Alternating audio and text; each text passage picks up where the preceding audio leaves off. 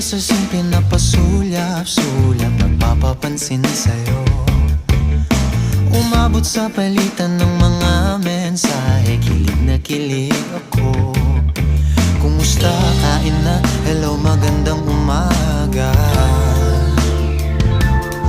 Ingat ka, pahinga, huwag kang masyadong magpupuyat pa.